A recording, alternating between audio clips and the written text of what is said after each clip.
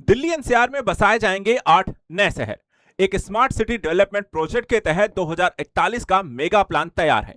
इसके तहत हरियाणा, राजस्थान, उत्तर प्रदेश में यहां पर इन 8 नए शहरों को विकसित किया जाएगा, जो आने वाले समय में आपको देखा जाए तो दिल्ली पर दबाव कम करेंगे। साथ ही साथ यहां पर हरियाणा, राजस्थान और उत्तर प्रदेश के विकास में एक अहम रोल अदा करने वाले हैं।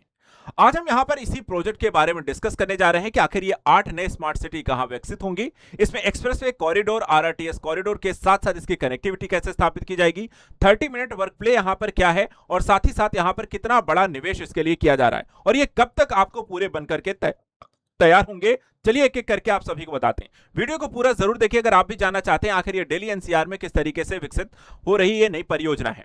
सबसे पहले देखिए, एनसीआर में ये 8 नए स्मार्ट शहर बनाने को लेकर के जो चर्चा हो रही है, ये पूरी तरीके से नए हाईटेक 8 शहर यहां पर डेवलप होंगे।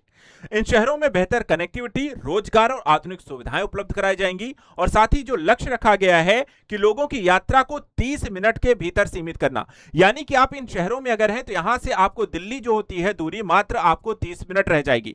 30 मिनट में आप कहीं भी ट्रैवल कर सकते हैं। इसको थोड़ा और अच्छे से समझते हैं। अगर यहां पे देखा जाए कि इस योजना को जो 2041 का मेगा प्लान है ये क्या क्या है, तो यहां पर आप देखिए बनाया गया है एनसीआरपीबी के द्वारा, यानी कि national capital region planning board ने रीजनल प्लान 2041 बनाया है। इस प्लान के तहत ही यहां पे बताया गया है कि 8 नए ग्रीनफील्ड टाउनशिप विकसित किए जाएंगे, जो कि हाई स्पीड ट्रांसपोर्ट नेटवर्क के माध्यम से यहां पे कनेक्ट रहेंगे और 16 जून को एनसीआरपीबी की बैठक में एक ड्राफ्ट प्लान पर यहां पर चर्चा प्रस्तावित है। उद्देश्य यह है कि दिल्ली पर जनसंख्या के दबाव को एक तरफ कम करना है, दूसरी तरफ यूपी, हरियाणा, राजस्थान को नए आर्थिक और आवासीय यहां पर आपको टाउनशिप हब के तौर पर विकसित करना है और शहरी विकास का विकेंद्रीकरण करना है। यानी कि जो आप यहां पर दिल्ली को सेंटर में देखते हैं, दिल्ली के आसपास हरियाणा, यूपी और राजस्थान में इन शहरों को यहां पर बसाया जाएगा, जिसके माध्यम से हाई स्पीड कनेक्टिविटी आपको डेवलप की जाएगी और इसके माध्यम से आपको इनका विकास को बेहतर किया जाएगा। अब और समझते हैं। अब अगला यहां पे जो प्लान है कि एक्सप्रेसवे और रेल कॉरिडोर यहां पर किसके किनारे ये शहर बसने वाले हैं, तो यहां पे देखिए नए शहरों को प्रमुख परिवहन नेटवर्क के किनारे बसाया जाएगा ताकि आवागमन आसान हो। जैसे कि यहां पे प्रमुख कनेक्टिविटी जो होगी वो कुंडली, मानेसर, पलवल एक्सप्रेसवे के किनारे होगा। इसके अलावा eastern peripheral expressway, western peripheral expressway और ऑर्बिटल रेल कॉरिडोर, ये आपको प्रमुख इंफ्रास्ट्रक्चर हैं, जो कॉरिडोर्स हैं जहां पर आपको नई सिटी बसने वाली है। संभावित जो संख्या बताई गई है कि जैसे उत्तर प्रदेश में 2 से 3 नए शहर बसेंगे, हरियाणा में भी 2 से 3 शहर बस सकते हैं और राजस्थान में 2 से 3 शहर बस सकते हैं। यानी 8-9 जो 8 शहर बसने वाले हैं, किसी स्टेट में 2 तो किसी में आपको 3 बसाए जाएंगे। नए शहर आपको बसाने को लेकर के यहां पर अलग अलग अगर हम राज्यों की बात करते हैं तो वहां पर कुछ इस तरीके का प्लान है। जैसे कि उत्तर प्रदेश की अगर हम बात करें तो उत्तर प्रदेश में यमुना एक्सप्रेसवे और जेवर एयरपोर्ट के किनारे जो होंगे वो नए शहर बसेंगे।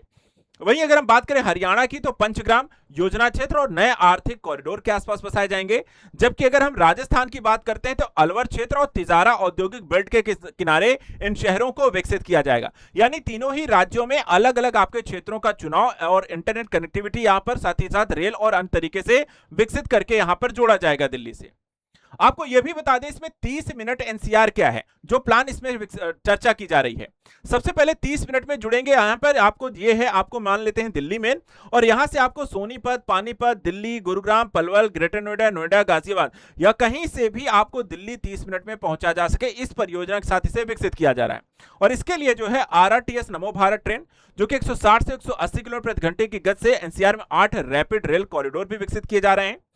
हेली टैक्सी, यानी कि तेज कनेक्टिविटी के लिए आप हेली टैक्सी सेवाएं ले सकते हैं। और एक्सप्रेस वे ऑर्बिटल रेल, जो कि नए ग्रोथ इंजन को विकसित करने के लिए आपको मल्टी मॉडल हाई स्पीड यहां पर सुपरफास्ट कनेक्टिविटी दी जाएगी। इससे होगा क्या कि आप यहां पर समय की बचत होगी, यात्रा तेज और सुविधाजनक होगी, नए अवसर, निवेश और रोजगार बढ़ेंगे, संतुलित शहरीकरण होगा, एक ही जगह पे दबाव नहीं होगा बल्कि कई अन्य शहर यहां पे डेवलपमेंट हो जाएंगे, भीड़भाड़ कम होगी, बेहतर जीवन स्तर मिलेगा और पर्यावरण कम प्रदूषण होगा, स्वच्छ और हरित एनसीआर को विकसित करने में भी मदद मिलेगी।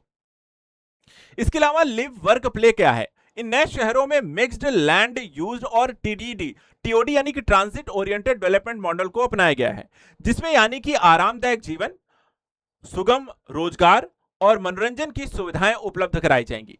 इसके तहत देखा जाए तो आपको मुख्य विशेषताएं ऐसे शहरों की होंगी कि घर के पास ही ऑफिस की सुविधा होना, औद्योगिक क्लस्टर और कॉमर्शियल हब बनाया जाना, स्कूल, अस्पताल और शॉपिंग सेंटर के नजदीक होना, पैदल या साइकिल से ऑफिस पहुंचने की सुविधा होना और ट्रैफिक जाम और प्रदूषण से कमी करना। यानी इस तरीके से आपको आधुनिक यहां पर एक स्मार्ट सिटी डेवलप की जाएगी, जिसमें ऑफिस, घर, खेलना और अस्पताल, हर चीज आपके वॉक इन डिस्टेंस में उपलब्ध हो।